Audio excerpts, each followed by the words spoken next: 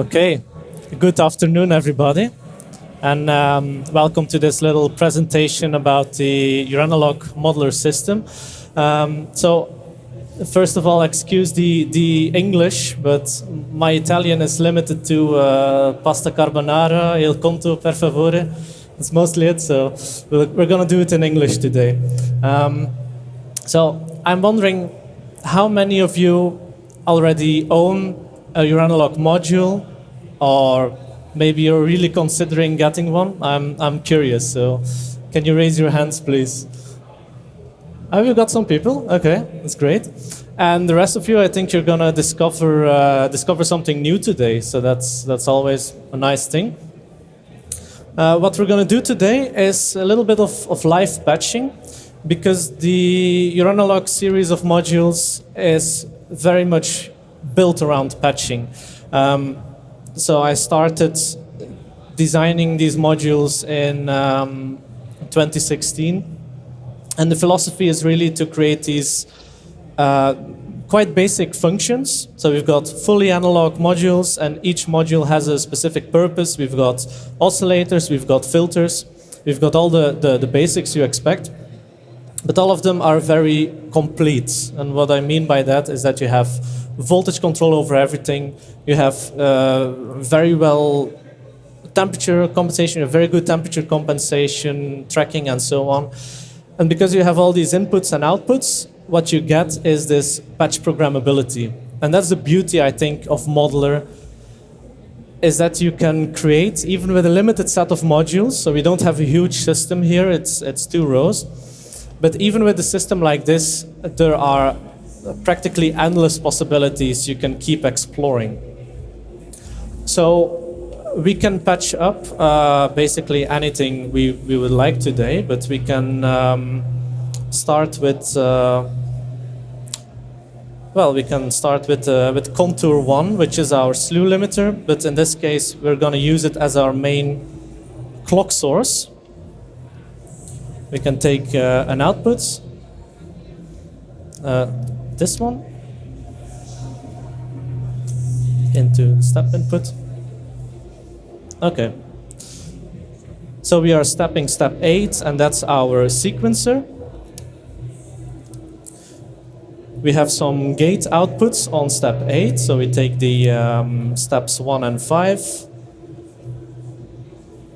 We take the output of that. We're going to be pinging a filter. That's our filter 8, which I'm sure many of you are already familiar with. Let's send that through a wave folder. That's fold 6. And then we're going to be using morph 4, which is our quad VCA with morph control, so with a master control in here. And that's one we're going to use as the mixer. All right. We take the average output.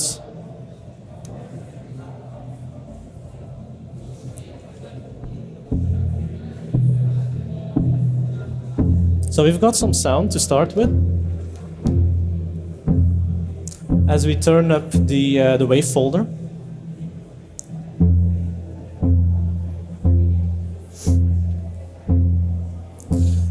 Now this I would not call a real kick drum yet, so let's make it a bit more interesting. Instead of just pinging the filter, what you can also do is use this to trigger another contour 1.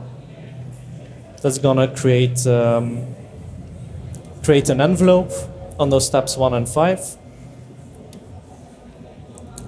Send that to the filter.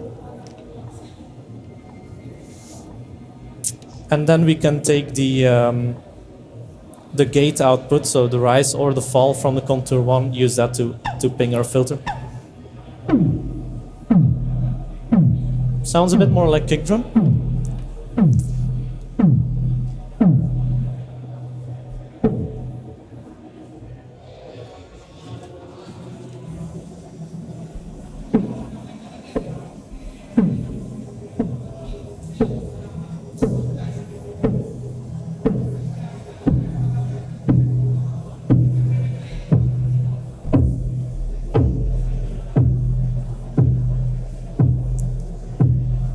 can make it a bit faster. Okay, so now we have that. Then I'm going to set up a little thing where I take another output of contour 1 into this morph input, and then I just need a 5 volts, for example, from this module, this one. Okay, so we've got our kick. Now, Morph 4 is quite unique because it's a quad VCA with morph control. And what that means is that you can control all the VCAs together using a master morph control. And today I want to use that to do side chaining. So what I have is channel A is our kick drum. We want that to be constant, so I just put some 5 volt into the level, so it's not affected by this morph macro control parameter. The other parameters, they get the kick's contour controlling the morph. So what happens is that once the kick is triggered, all the other channels are going to go down in volume for a while. So we get this side chaining effect. Now, let's introduce an oscillator. I'm gonna use the scan outputs on the step 8. And step 8 is being used, it's a very flexible module. Definitely have a look at it afterwards. But today we're using it in the most simple application, and that's as an 8-step CV and gate sequencer. So I'll take the scan output, which takes the 8 voltages as set on the faders, put that in a voltproctive of cycle 5, which is our upcoming small oscillator. Take the variwave output, and that goes into the second channel on Morph 4.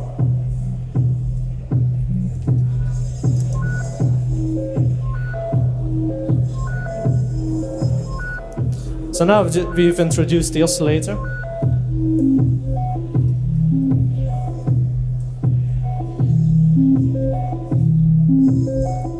And we have this side chaining effect. And I can actually choose how deep it is simply by setting the amount of morph modulation from our kick envelope.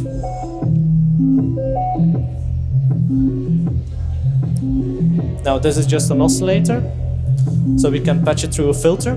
Filter 8, of course, we have a second one in the system.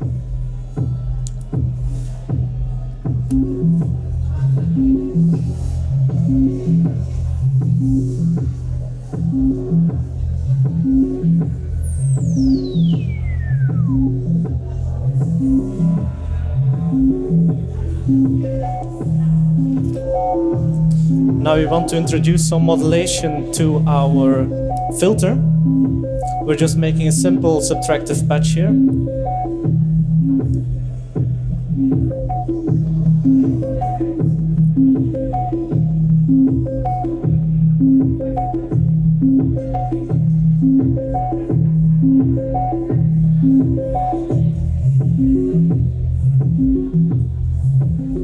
And we can change the wave shape.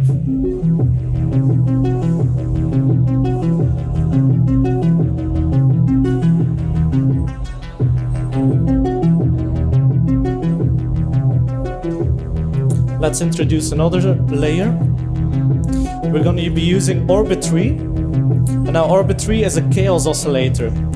So compared to a Cycle 5 or Generate 3, which creates quite basic waveforms, Orbit 3 is an oscillator that has a little bit of a mind of its own.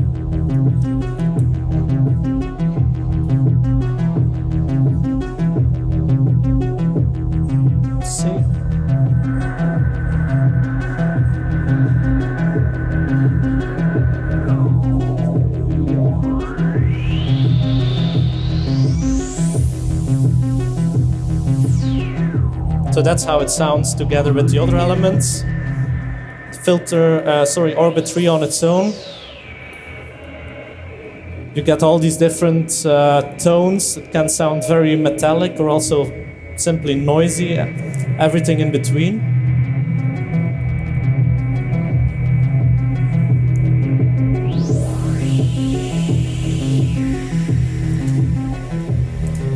So let's add another contour 1 as an envelope generator, being triggered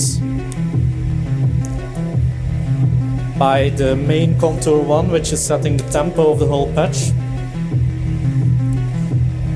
And we take the output of that envelope to control our orbit tree.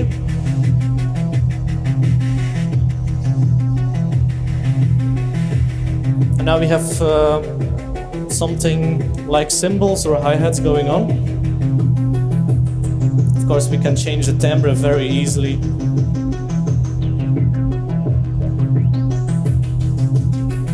Simply by changing the parameters on the orbit tree.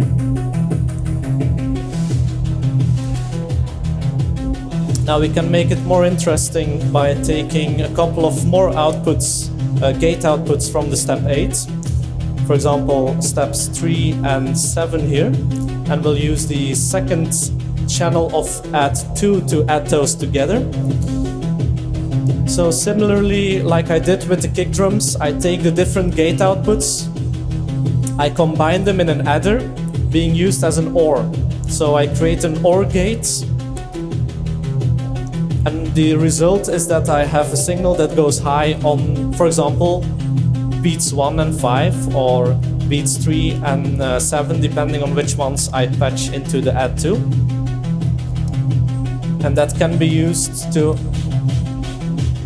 modulate contour 1.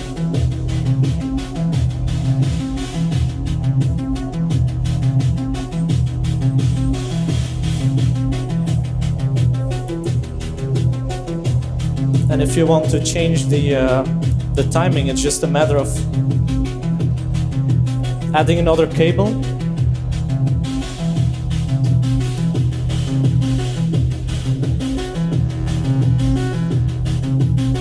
And now we already have a little patch in, I guess, about 10 minutes. We made a little patch and we already have something going on. We can add some complexity. For example, we'll add route 4.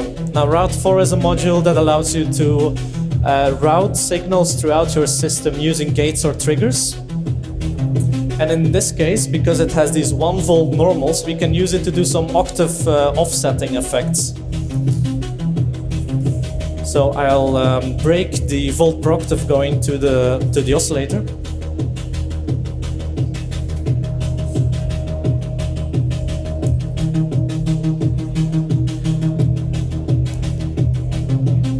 Send it through route 4, and then I can take another gate output from step 8 and use that to control a channel that has no input, which means it has this 1 volt normal.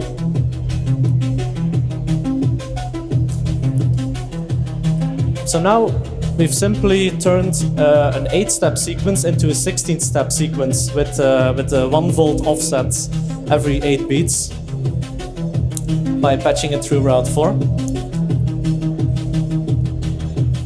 And you can even play with the switches.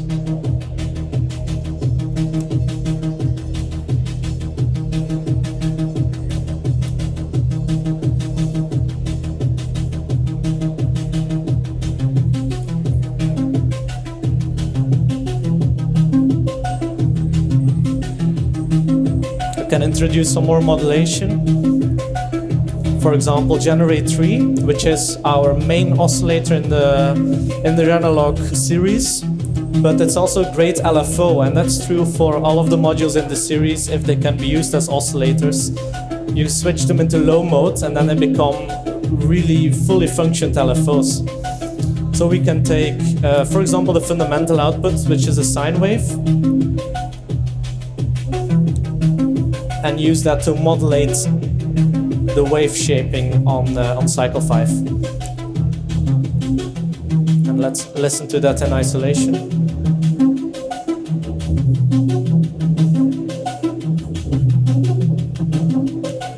So what a variwave does on cycle 5 is it's like PWM but expanded into all of the waveforms.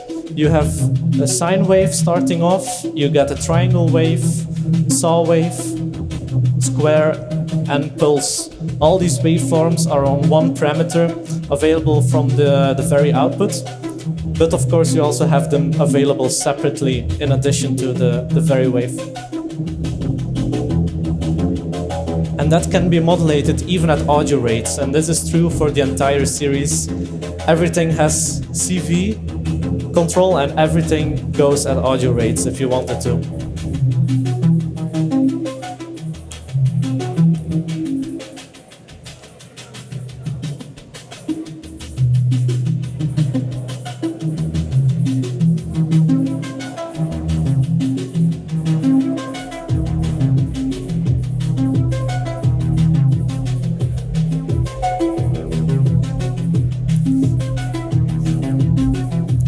And now we can keep on adding layers, we can keep on changing things. So for example, we have our baseline. Let's send it through delay 1.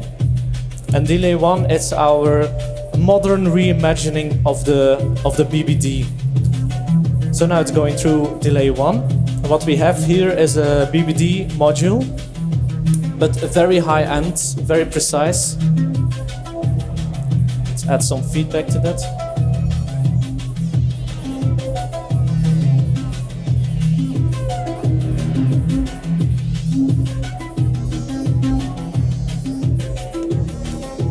And of course, we can modulate this one as well.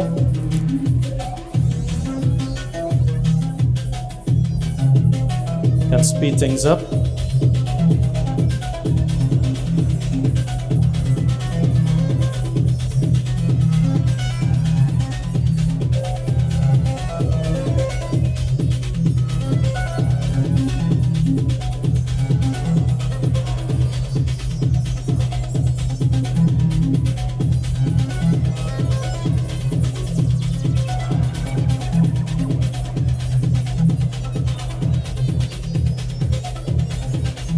And last but not least, we have dim 2,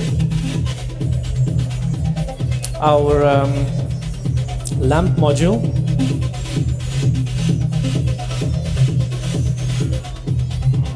Let's see.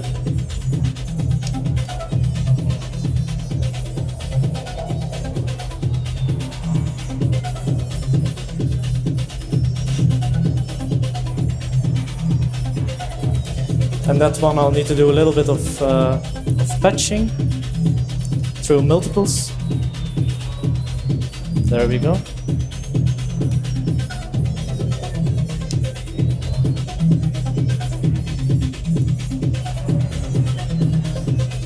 Now we have a little light show going on. So these are BNC lamp modules you can add to a system for practical purposes, or you can just add some flashing lights if you want to. These are voltage controlled BNC lights for your system. And the nice thing about this is that, again, we've patched up a little patch quite quickly here, but everything is modulatable, everything is changeable so quickly. There's almost nothing. If you're used to producing music with in the box, with dedicated hardware instruments, even with a lot of other modular brands, the ability to change and morph a system or a patch radically is something to get used to, but it's also something that's very liberating. So we can speed things up.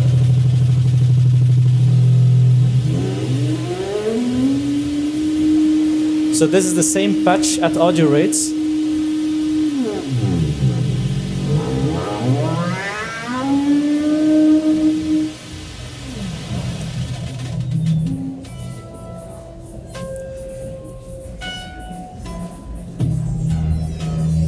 Or very slowly.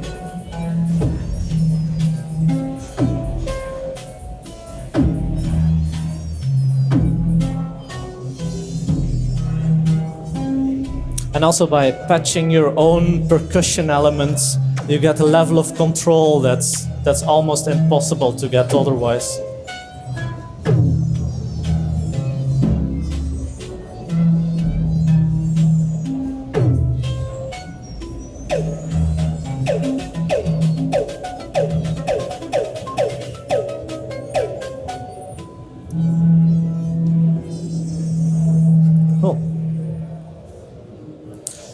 Well, thank you.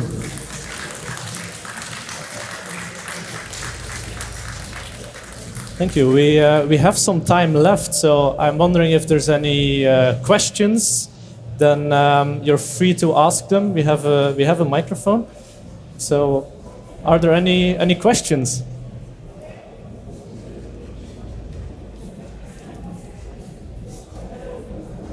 No questions then? Well, I guess everything was very clear. Definitely, if you want to know more, check out the website, joranalogue.com. Where the booth is right there. So if you want to have a play yourself, if you want to know more, feel free to discover the series for yourself. And I hope I'll see you soon. Thank you.